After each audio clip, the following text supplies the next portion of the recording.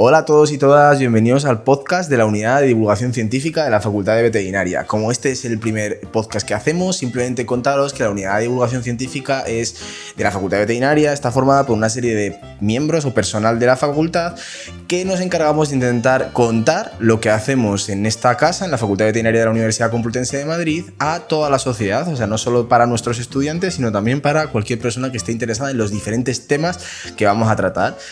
Yo soy Abel y estoy con Elena y vamos a empezar un nuevo episodio hablando de un tema importantísimo dentro de la salud de nuestros animales, de los animales domésticos, como pueden ser las enfermedades infecciosas y parasitarias de estos animales, y centrándonos un poquito también en la leishmaniosis canina, que si no sabéis lo que es, quedaos en este podcast que os lo vamos a contar, así que vamos a ello. Bueno, pues en primer lugar, muchísimas gracias. Estamos aquí con la doctora Guadalupe Miró Corrales, que es licenciada en veterinaria aquí por esta casa, por la Universidad Complutense de Madrid, y en la actualidad es catedrática de parasitología y enfermedades parasitarias, además de la responsable de la consulta de patología infecciosa y parasitaria del Hospital Clínico Veterinario de la UCM. Dirige o es la líder del grupo Pet Parasite Lab de la UCM, y además es la fundadora de Leishvet, uno de los grupos más importantes y más referentes en cuanto a leishmaniosis en Europa y en el mundo. Querría comenzar también saludándote, Lupe, y diciéndote que esto es una entrevista para mí muy especial porque tú lo sabes, pero bueno, simplemente comentar que has sido la presidenta de tribunal de mi tesis doctoral, y para mí es de verdad un honor poder entrevistarte. Nada, yo siempre agradeceros a vosotros que penséis en que yo puedo aportar, y aquí estoy para intentarlo, así que muchas gracias, Abel. Y yo también, me hace mucha ilusión que me hagas tú la entrevista, y has sido un alumno excelente, y yo creo que ya verte ya en este nivel de profesionalidad me llena de orgullo, ¿no? Después de tantos años, así que nada, vamos a ver qué sale. Vamos a ver qué sale. Bueno, pues yo no soy de esta facultad, entonces yo te conocí hoy por primera vez, así que bueno, cuéntame un poquito, aunque ya te ha introducido a ver, cuéntanos un poco pues quién eres, cuáles son tus principales líneas de investigación, a qué te dedicas. Muy bien, pues bueno, yo aquí en la facultad la gente me llama Lupe, y soy Lupe para los estudiantes, Lupe para todos mis colegas y mis amigos, y es verdad que luego en la profesión soy Guadalupe. Cuando me empiezan a conocer ya pues entramos, ¿te puedo llamar Lupe? Pues claro, encantada, ¿no? Entonces hoy podemos seguir igualmente así. Yo soy veterinaria, siempre digo lo mismo, ¿no? Que lo primero es que soy veterinaria, y dentro de eso, para mí, bueno, aparte de que respeto muchísimo esta profesión y creo que los veterinarios somos capaces de hacer casi todo, pues a mí me han llevado los derroteros hasta el mundo de la parasitología y, por ende, hacia el mundo de las enfermedades transmisibles, ¿no? Entonces, ahí es donde finalmente, ¿no? Yo siempre digo que te sientes cómoda cuando empiezas a dominar algo que nunca lo dominas, ¿no? Pero cuando te sientes segura en ello, pues ya da igual la especialidad. O sea, yo creo que a muchos profesionales les ha pasado eso, y a mí me pasó así, ¿no? Yo entré en este departamento, el Departamento de Sanidad Animal, como se llama actualmente. Entré aquí a trabajar con un contrato, en principio, de profesor ayudante cuando estaba la LOU, o sea, hace ya muchos años, y en ese momento pues el director del departamento y entonces el catedrático de parasitología y enfermedades parasitarias, que era el profesor Francisco Rojo Vázquez, me propuso un tema de tesis doctoral, y empecé a trabajar en ovino, en parásitos intestinales de ovino, y estuve haciendo esto durante 4 años, pero mi pasión no eran los ovinos, ni mucho menos, como después se ha traducido en mi final trayectoria, y se lo confesé el día que leí la tesis. O sea, esto es anecdótico y lo he contado ya muchas veces, pero realmente fue el momento en el que yo decidí cambiar mi rumbo, porque me sentía muy contra las cuerdas, ¿no? Con un profesor tan bueno como él, que me enseñó realmente el método docente, el método investigador, me enseñó mucho y me enseñó a entender los parásitos y a meterme en este mundo, pero mi especie no eran los ovinos, mi especie eran seguramente pues, los animales de compañía, perro y gato. Entonces, en aquel momento me propuse hacer una tesis postdoctoral, me propuse hacer una estancia postdoctoral en Glasgow y yo en aquel momento me cerré en banda y dije, no, esto ya me voy a ir. Y me daba pena irme, pero dije, tengo que volar y buscar mi sitio porque me di cuenta que ese no era, ¿no? Y entonces, no, pues vamos a plantearlo de otra manera. Pero a ti, ¿qué te gusta? Y a mí me gustan los animales de compañía y ahora creo que podría aportar cosas en parásitos y en virus y en bacterias, porque estábamos aquí pues siempre, ¿no? Infecciosas y parasitarias son dos disciplinas muy unidas físicamente y bueno, y entendiendo que es muy importante, ¿no? Estas dos disciplinas juntas. Entonces, bueno, pues empecé a ir a la consulta que había, una consulta de infecciosas, de enfermedades infecciosas y parasitarias dentro del hospital antiguo, que ahora ya ni existe, que es, bueno, es un poco donde está ahora Salubet y demás, y parte de eso, y Salubet Innova, miento, y a partir de ahí pues empecé a ir allí y me di cuenta que había encontrado mi sitio. Sin darme cuenta lo encontré porque me gustaban ya los parásitos después de haber trabajado esos 4 años y me metí con la especie que a mí me gustaba, donde yo me sentía segura, ¿no? Manejando perros, gatos, que toda la vida para mí, o sea, la medicina es algo que llevo dentro y que intento curar a todo el mundo, o sea, a cualquiera que se me ponga por delante, me duele la cabeza, pues tómate, o haz esto, o no hagas nada, o tal, o sea, soy así, es algo que lo llevo dentro, ¿no? Entonces, fue muy bonito esa etapa donde aprendí mucho con Pilar Sagredo, que era entonces mi profesora y mentora, y a partir de ahí pues seguí esta línea y claro, y empecé pues, a abrir una línea de investigación en animales de compañía, que aquí todo el mundo se dedicaba a animales, a otras especies animales, fundamentalmente animales de producción, o bueno, piscicultura, había muchas otras especialidades abiertas, pero en perro y gato no había nadie trabajando y yo pues me metí ahí. Y entonces abrí realmente con mucha dificultad una línea de investigación que hoy por hoy pues bueno, pues se sustenta sola y yo creo que hemos demostrado una solvencia y estamos continuando. Entonces empezamos con la primera tesis doctoral y luego hemos seguido y al final pues hemos montado, como explicaba antes Abel, pues un laboratorio de diagnóstico que se llama Pet Parasite Lab y que damos servicio pues, a clínicas, a refugios de protectoras de animales, a otros laboratorios de investigación, a laboratorios privados que vienen y utilizan pues a lo mejor alguna de nuestras técnicas como contraste o como doble ciego o como tal, y bueno, pues vamos haciendo lo que a mí me gusta, que es primero transferencia, o sea, mucha, porque es lo que hacemos mucha transferencia, y segundo, que todo el que entra a formar parte de nuestro equipo dedica una parte a su tesis doctoral y otra parte al servicio asistencial, otra parte a la parte clínica, y entonces, bueno, pues al final haces que no se aburran y que vaya queriendo entrar más gente, ¿no? Y en eso estamos. Te quería, simplemente para que la gente también lo entienda un poco, cuando te refieres a transferencia, porque creo que es algo muy importante que a la universidad se nos pide, que expliques un poco qué es la transferencia para la gente que no lo entiende. ¿Qué es esa actividad de transferencia que hacéis? Bien, pues hombre, yo creo que a veces es injusto decir que hay investigadores que no hacen transferencia porque todo es transferencia, ¿no? Pero es verdad que hay perfiles dentro de grupos de investigación como el nuestro en el que trabajamos en investigación aplicada y no investigación básica. Entonces, esa digamos que es la primera frontera, ¿no? En investigación aplicada es más fácil hacer transferencia porque quizá tenga más aplicación en la sociedad.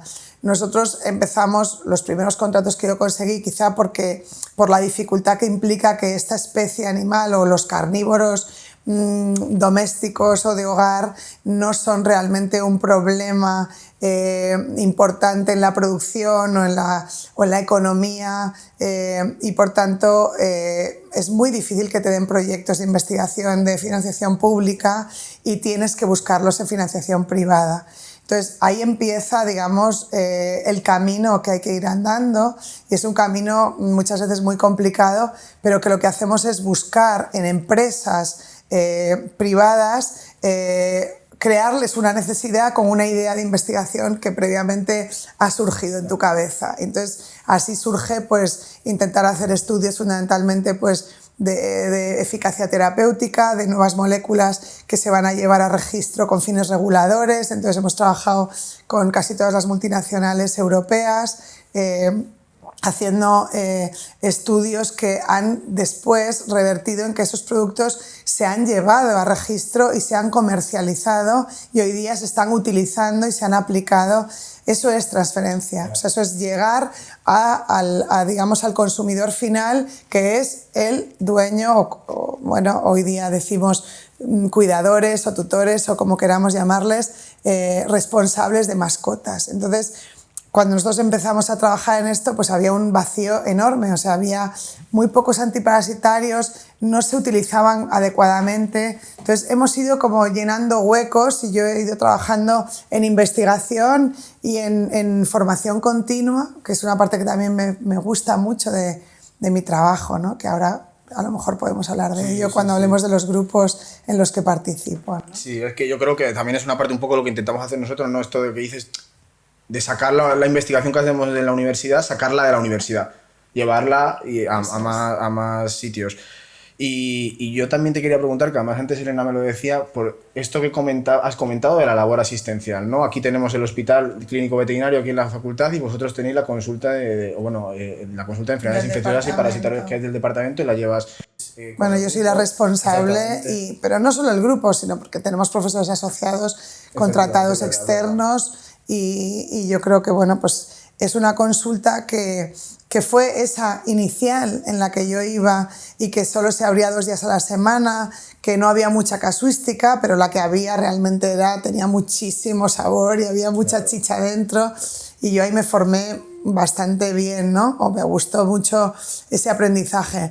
Ahora hemos conseguido que sea una consulta que se abre todos los días prácticamente y que tenemos a veces lista de espera. Eso te iba a preguntar, ¿cuántos los casos o cómo? Pues recibimos muchos casos, no solo de clínicas de Madrid. Sabemos que el hospital nuestro es un hospital de referencia, que por tanto pues los veterinarios generalistas utilizan para mandar sus casos a especialidades y hemos creado realmente una especialidad que se llama así, de patología infecciosa y parasitaria, y que es realmente establece un paralelismo total con el patrón que se utiliza en los hospitales de humanas. En los hospitales de medicina humana hay una unidad de enfermedades infecciosas que a veces antiguamente se llamaba de medicina tropical porque venían los casos de otras partes del mundo y eran las enfermedades del viajero, etcétera, etcétera. Hoy, con la globalización, ya han dejado de llamarse medicina tropical y se llaman de enfermedades infecciosas porque realmente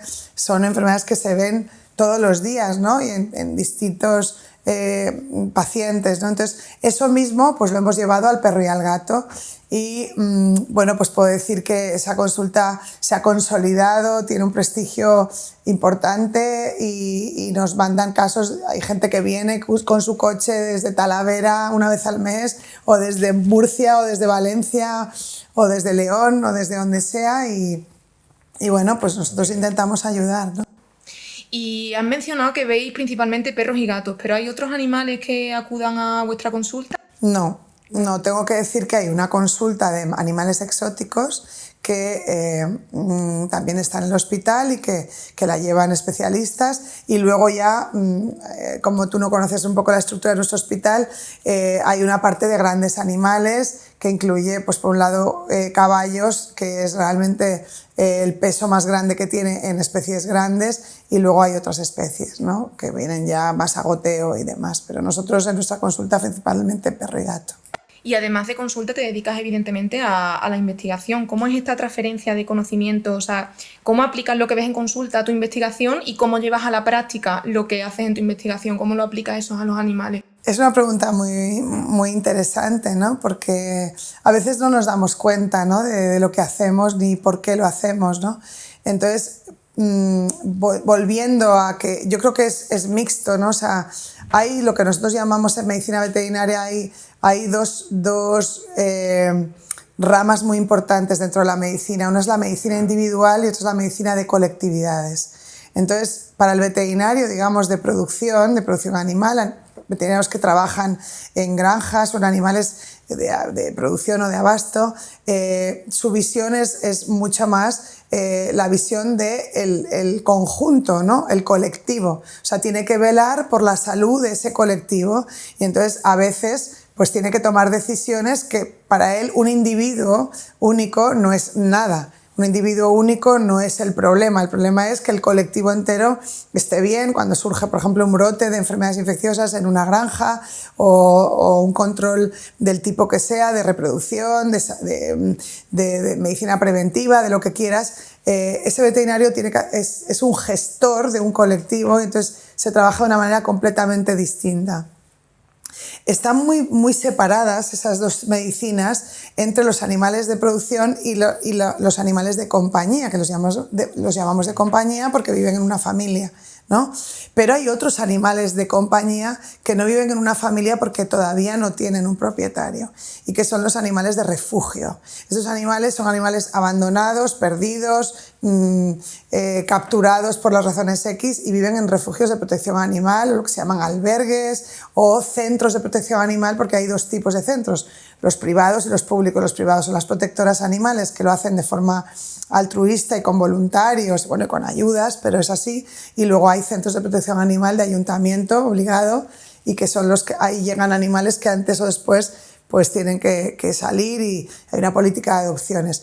Pero la medicina que hacemos en esa consulta es también dual, es decir, que hacemos medicina individual y medicina de colectivos, porque a veces nos llega un refugio de una protectora que tiene un brote de cualquier enfermedad grave o importante o no saben cómo controlar una giardiosis o cómo controlar un parvovirus o etcétera. Entonces, eso a nosotros nos sirve para enseñar a los alumnos, que la forma de trabajar es que ellos acuden con nosotros a esa consulta y están aprendiendo de alguna manera pues eso, a tomar decisiones, a plantear diagnósticos diferenciales, a realizar cosas. Pero es verdad que en la consulta físicamente lo que más hacemos es medicina individual. ¿De dónde saco yo ideas para mi investigación? Pues no solo de la consulta, sino de los propios refugios, o sea, de ambas cosas y de cuáles son los gaps o los vacíos que hay de conocimiento o de aplicación. O sea, que cuando trabajas con una enfermedad X, pues te das cuenta, ¿no?, de qué necesidades hay. O sea, no tenemos suficientes pruebas diagnósticas, no tenemos buenos tratamientos, no tenemos buenos preventivos. Entonces van surgiendo, ¿no? Entonces tú vas haciendo puzzles, ¿no?, e intentando cubrir esas necesidades, precisamente contactando con las empresas farmacéuticas, a lo mejor que trabajan en terapéutica y demás, y les propones pues, estudios de investigación y cuando los aceptan pues hacemos un contrato Fundación Universidad Empresa y eso es transferencia. Y yo, bueno, no sé, ¿trabajas por curiosidad con colonias felinas y todo eso también trabajáis? ¿Tenéis? Porque sé que también es una cosa... Es muy importante y además creo que en este foro es fundamental que se sepa. Y lo saben algunos y a lo mejor, bueno, vosotros sois más jóvenes y a lo mejor no habéis perdido un poco esa trayectoria, pero esa trayectoria yo la llevo desde el principio colgada, es como para mí, no quiero llamarlo carga, pero realmente la gestión de colonias felinas es algo tan complicado que hemos avanzado en el conocimiento, en el manejo y tengo que decir que nosotros tenemos una responsabilidad directa desde la propia Complutense. En la Complutense tenemos hoy día casi 300 gatos censados en 31 colonias gestionadas por voluntarios y nosotros desde aquí, bueno, pues con esfuerzos absolutamente voluntarios y sin ningún tipo de remuneración, pues intentamos hacer un control sanitario de esas colonias y también los programas CER, que se llaman, que son captura, esterilización y retorno. Entonces, primero censamos, primero sabemos dónde se encuentran, ubicamos, vemos qué población hay siempre la población joven no esterilizada, entonces capturamos, se recogen aquí, el Departamento de Medicina y Cirugía, la responsable es Paloma García de este proyecto, se encarga de gestionar las esterilizaciones y nosotros nos encargamos desde aquí de su control sanitario, de que salgan vacunados, desparasitados, de tomarles muestras y de hacer análisis y ver realmente qué tenemos, porque es una responsabilidad directa nuestra. Ahora mismo estamos trabajando con el Vicerrectorado de Sostenibilidad, con Jorge Gómez, el señor vicerrector, que realmente nos está apoyando y bueno, la idea es buscar recursos, queremos hacer mucha formación, queremos hacer voluntariado en toda la Complutense, o sea, necesitamos manos y ojalá que esto lo lea gente que diga, de la parte de esta entrevista a mí lo que me ha interesado es esto y voy a llamar a esa puerta y voy a ver cómo puedo ayudar, ¿no? Ojalá que haya mucha gente que quiera ayudar porque ideas no nos faltan, lo que nos faltan es recursos y manos, ayuda, ¿no? Pero bueno, hay mucho que hacer ahí porque hay también que hablar de enfermedades transmisibles, de zoonosis, de muchas cosas, ¿no? Yo era eso porque es que tengo que decirte, y bueno, que es que es muy interesante escucharte y a mí me van surgiendo 1000 preguntas de esos temas, pero bueno, tenemos un tiempo más o menos limitado y bueno, quiero preguntarte córtame, otra cosa. Córtame cuando veas quiero necesario. preguntarte yo porque quiero ir a enfermedades transmisibles. Vale. Sinceramente creo que eres una referente en el campo de la leishmaniosis canina. Leishvet, como has dicho que fundaste, ayuda muchísimo a los veterinarios en estar actualizados en todo lo referente a la leishmaniosis canina y quería que hablaras un poquito de leishmaniosis, que además también es mi tema, y que nos cuentes un poquito, sí. pues mira, habíamos apuntado por qué, cuándo y cómo surgió Leishvet. Entonces yo creo que igual con eso, pues a ver qué nos puedes contar. Pues mira, surge, yo no sé, yo creo mucho en las serendipias y es una palabra que me encanta utilizar porque a mí me han ocurrido cosas muy bonitas por esto, ¿no? O sea, cosas que no te esperas que ocurran y que ocurren por algo, ¿no? Pues a mí me invitaron a dar una conferencia en el Congreso Mundial de Leishmaniosis, que el Congreso Mundial de Leishmaniosis es un 90% medicina humana y un 10% o menos leishmaniosis animal.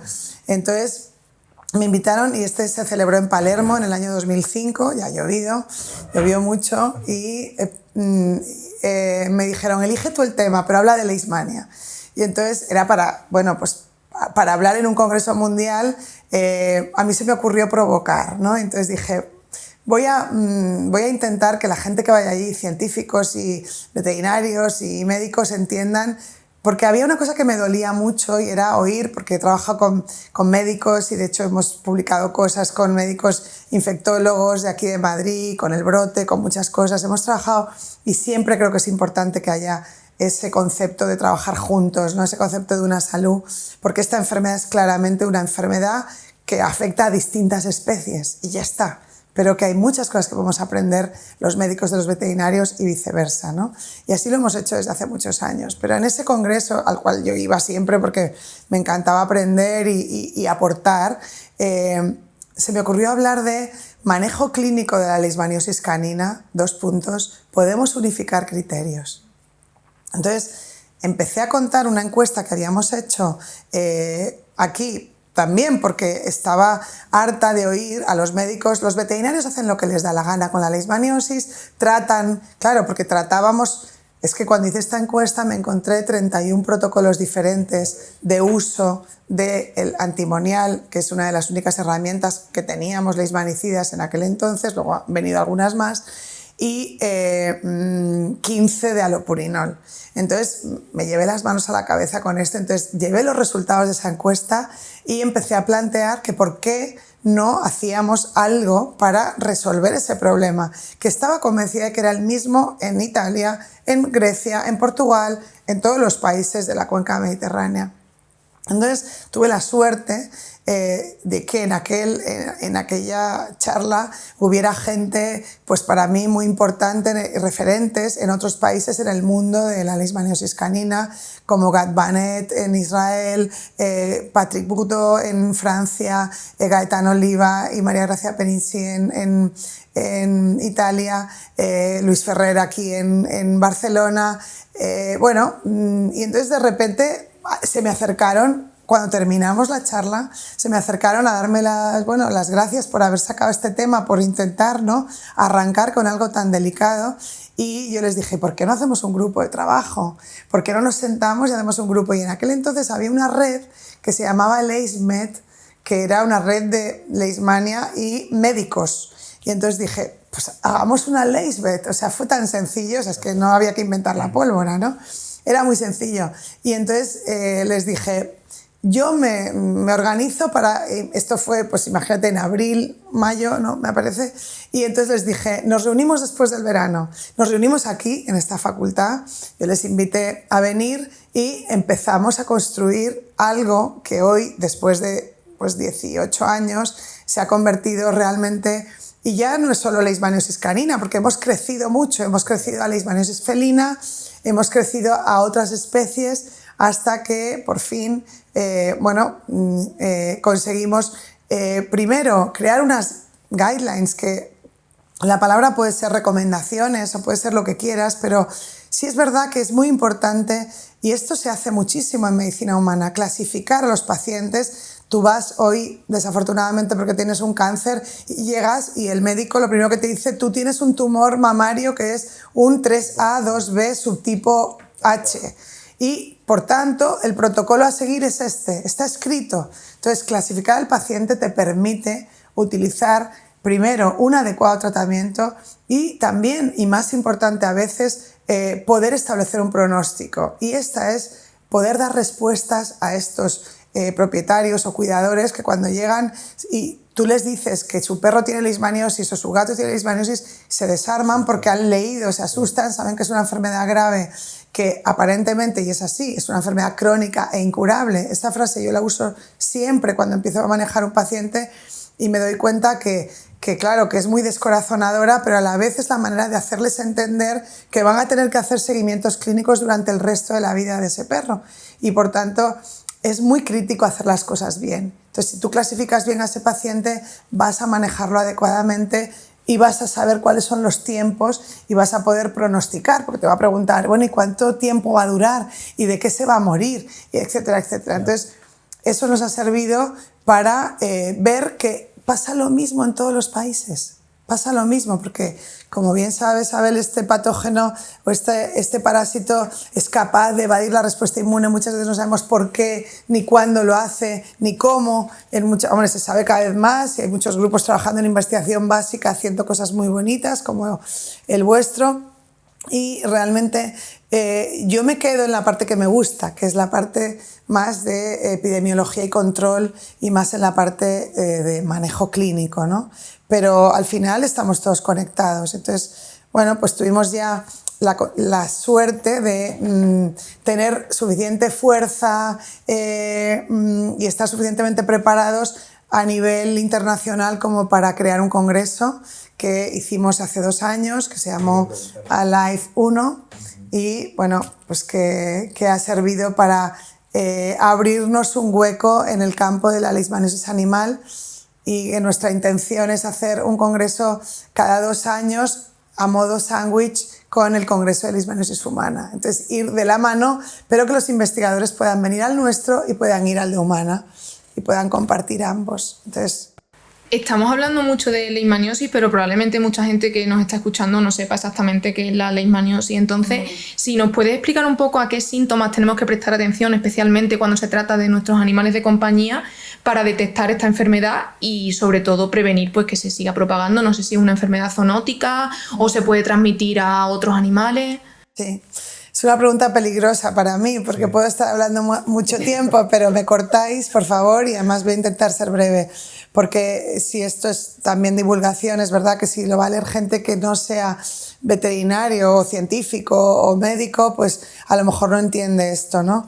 Entonces, bueno, pues Leishmania es un parásito, es un protozoo intracelular que invade células de distintos órganos en los hospedadores vertebrados y que puede causar enfermedad. Fundamentalmente el reservorio peridoméstico es el perro, pero hoy día sabemos que hay muchas otras especies implicadas, tanto silvestres, salvajes, como domésticas, pues desde el gato hasta el caballo o hasta incluso, bueno, en rumiante está descrito, pero quizá quien más enfermo se pone es el perro. Vamos a ser claros con esto, ¿no? O sea que es la especie más afectada.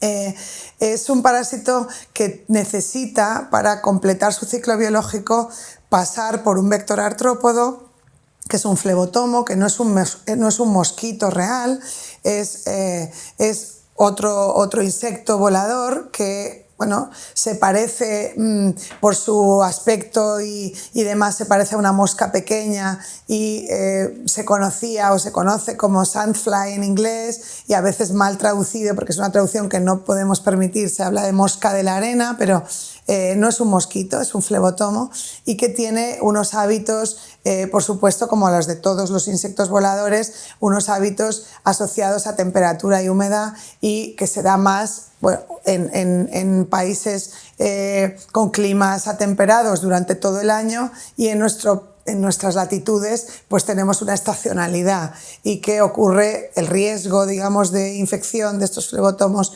y que piquen a los perros o a las personas o a otras especies animales es durante la época estival, fundamentalmente. Los picos más importantes son de julio a septiembre, ambos incluidos, ¿no? Agosto menos, por razones obvias de más calor y más sequedad. Pero este parásito, una vez que ya consigue evadir esta respuesta que estábamos explicando antes, inmune, y se instaura la infección y después se desarrolla enfermedad porque tiene impacto orgánico sobre órganos vitales como el riñón, el bazo, el hígado, la piel, los ojos, el sistema vascular. Es un parásito que es capaz de ser multifacético, o sea, capaz de producir enfermedades muy, muy polisintomáticas. Y por tanto, es verdad que hay signos clínicos generales que a veces es lo que tiene que entender el propio cuidador de un perro, que es que el perro no juega, que el perro está cansado, que a veces tiene alguna lesión de piel como descamación, alguna herida que no se cura por los tratamientos convencionales, alguna pequeña úlcera plantar en las almohadillas, o una úlcera en un labio o en una oreja, etcétera, pero a veces es muy silente este parásito y consigue llegar a órganos vitales sin pasar por piel, sin pasar por ojos, sin pasar por vascular, porque si tú ves a un perro sangrando por la nariz, pues ya vas al veterinario, o si tú le ves lesiones de piel, pero si tú no ves nada más que ese perro come algo menos, orina más, bebe más, a lo mejor ese parásito ya ha llegado a establecerse produciendo una enfermedad renal crónica que tarda mucho en dar la cara. Y es la causa principal de muerte hoy día en la leishmaniasis canina, es la enfermedad renal, la glomerulonefritis inmunomediada. O sea que es un parásito, decimos que es una enfermedad parasitaria inmunomediada, precisamente por eso, porque no conocemos a fondo o al 100% la respuesta que se produce, y esto hace que sea tan interesante para equipos multidisciplinares, que es lo que además nos gusta, ¿no? No trabajar los clínicos por un lado, los genetistas por otro, los inmunólogos por otro, los vacunólogos por otro, sino que deberíamos de hacer equipos mucho más multidisciplinares para ser más eficaces. Lupe, yo quería cerrar ya porque se nos va la hora, pero quería...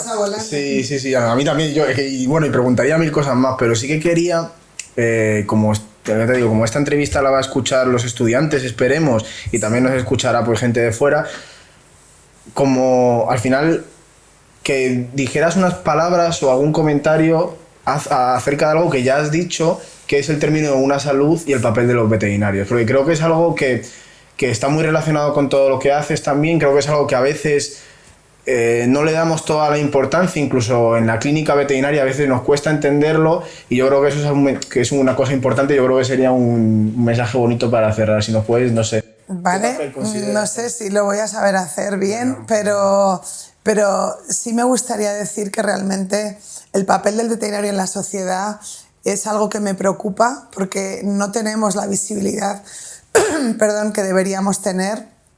Nos merecemos mucho más, o sea, nos merecemos estar a otros niveles, que se nos reconociera todo lo que hacemos por la salud humana. Y eso es lo primero que hay que entender, que somos sanitarios. Esto se habló mucho durante la pandemia, se empezó como a no, es una palabra un poco manida, ¿no? Hablar de One Health, de una salud, cuando nosotros llevamos haciendo una salud desde que existe la veterinaria, ¿no? Desde que existe la medicina veterinaria se creó para curar a los animales para que no contagiaran enfermedades a las personas. Así se empezó. Y bueno, por supuesto se empezó, yo no soy historiadora y me van a reñir los historiadores, pero se empezó, los primeros albéitares eran veterinarios que eran herradores, que herraban a los caballos y que después tenían que, de alguna manera, curar a esos caballos porque iban a ir a la guerra, porque se iban a utilizar o para la guerra o para transportar alimentos o transportar materiales. Entonces era muy importante que estuvieran sanos y de ahí se entendió, oye, ¿y las vacas también están enfermas? Pues que los veterinarios aprendan, o los albéitares aprendan y que cuiden a las vacas y también a todos los animales que están cerca de las personas. Es decir, que para nosotros el control de zoonosis, que además está absolutamente ligado a nuestro departamento, a nuestros grupos de investigación, porque muchos trabajamos en enfermedades que son zoonósicas y que son muy importantes, el control de esa zoonosis, y me gustaría además volver a recordar nuestro lema, que es la higiene de los animales es la salud del pueblo, Hygiea Pecoris Salus Populi, que se nos olvida lo importante que es, pero la sociedad no lo sabe. La sociedad desconoce que un veterinario que se dedica a alimentación, a inspección alimentaria, está haciendo lo que se llama seguridad alimentaria, que es que lo que tú te comes sea seguro. Y esto es One Health de nuevo. Es decir, que todos podemos hacer una salud y sobre todo podemos hacer educación. Es decir, que cada veterinario es capaz de, en una reunión de amigos, educar a la sociedad. Cada veterinario lo hace, cada día. ¿Por qué? Pues porque nuestros amigos nos preguntan ¿y qué hago con el periquito? ¿Y qué hago con el perro? ¿Y qué hago con el gato? ¿Y yo puedo comer eso? ¿Y eso de la listeria? ¿Ese brote de la carne de la listeria qué es? ¿Y el coronavirus se contagia? Y, o sea, cada vez que somos muy exóticos en una reunión los veterinarios, porque siempre hay alguien que se le ocurre una pregunta hacia nosotros, hacia nuestra profesión. Y en ese momento tenemos que saber educar. Tenemos que saber hacerlo, por supuesto a nivel social, pero lo hacemos cada día en la clínica veterinaria, lo hacemos cada día en la granja, lo hacemos cada día en el restaurante, lo hacemos cada día en la inspección alimentaria. Y se me van a olvidar especialidades que me van a regañar, pero da igual. O sea, somos hoy, y yo creo que One Health con patas, los veterinarios, si queremos serlo. Y lo que nos falta es acercarnos, cerrar el abismo que hay, que yo lo veo, es como ver una imagen de unas montañas en Escocia y ver que hay una montaña aquí, otra aquí, y en medio una garganta y abajo un río. O sea, ¿cómo unimos el mundo de la medicina humana y el mundo de la medicina veterinaria si en medio hay un río y hay un precipicio? Pues tendremos que escalar, tendremos que bajar y volver a subir. O sea, yo lo entiendo así. A mí nunca me ha costado, de verdad, y lo hago cada día, que cada vez que tengo una enfermedad zoonósica con la que quiero trabajar con médicos o con personas que trabajan en salud pública, es llamar a esa puerta y es provocarles la necesidad, la demanda. O sea, hemos hablado de leishmania, pero podemos hablar de parásitos como Telacia, que surgió aquí en el año 2009, un parásito ocular que no se sabía nada de él y que lo reportó nuestro grupo por primera vez en perros, y a los 6 meses apareció el primer caso en humana, y el segundo, y el tercero, y ahora pues me invitan a un hospital a dar charlas de telaciosis, los oftalmólogos. Eso es One Health para mí, y lo hacemos, y ahora te llaman y tú les llamas y no sé qué, y vamos a hacer una encuesta. Eso es One Health, es decir, que es querer ponerse, es mucho trabajo y es llamar a muchas puertas donde no te atienden, pero ¿cuántos de esta casa trabajan con el Instituto de Salud Carlos III? Muchos, o con hospitales, o con tal. Eso, están haciendo One Health todos, ¿no? Entonces, yo me siento orgullosa. No es fácil resumirlo, ¿no? Pero ahora tú lo recortas. No, porque me he pasado seguro de tiempo. No recorto nada, todo lo contrario. Es que yo creo que es una reflexión bonita y es un poco, pues lo que pensamos, y lo que otra vez yo creo que tenemos también, como dices, los veterinarios, la obligación de transmitir. La importancia y eso, con las enfermedades que estudiamos y cómo todo es uno. Al final miramos por la salud de los animales, por la nuestra, los alimentos, miramos por muchas cosas. Así que nada, por mi parte, agradecerte de verdad. No, me he sentido muy a gusto con vosotros, o sea que me lo habéis hecho hacer fácil. Pues nada, y nada, nosotros pues a ver a quién entrevistamos. ¿Quién es la siguiente víctima? Sí. ¿Quién es la Vamos a siguiente tener que hacer víctima? eso que hacen en los retos de Instagram, que decir, Lupe, ¿a quién le mandas la entrevista? Rebotar, ¿no? Rebotar a alguien. No me deis esa responsabilidad. Pero bueno, gracias a vosotros y espero poder oírla y oír otras, por supuesto, que vayáis haciendo. Nada, nos vemos entonces.